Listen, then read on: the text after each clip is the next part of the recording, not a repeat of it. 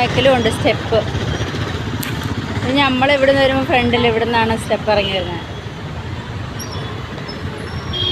ഗാന്ധിജി അപ്പൂപ്പനൊക്കെ ഇരുന്ന് ചിരിക്കുന്നുണ്ടല്ലോ. നമ്മൾ കോണിപ്പടി എന്ന് പറയില്ലേ, സ്റ്റെപ്പ് ഇറങ്ങി പോകണം. രാത്രി വൈകുന്നേരമൊക്കെ ആകുമ്പോൾ ഇത് പൂട്ടും. പിന്നെ ആൾക്കാർക്കൊക്കെ ചാടണമെന്ന് തോന്നി എന്ത് ചെയ്യും, അതുകൊണ്ടേ രാത്രിയൊക്കെ ആകുമ്പോഴത്തേക്ക് ഒരു പൂട്ടും.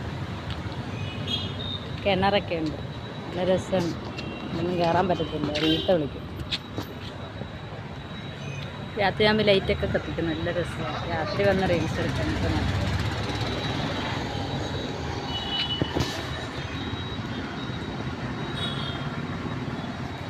ഫ്രണ്ട് ക്യാമറ ഇടാൻ പറ്റുന്നില്ല, എന്താ അറിയില്ല. നല്ല വെയിലുണ്ട്.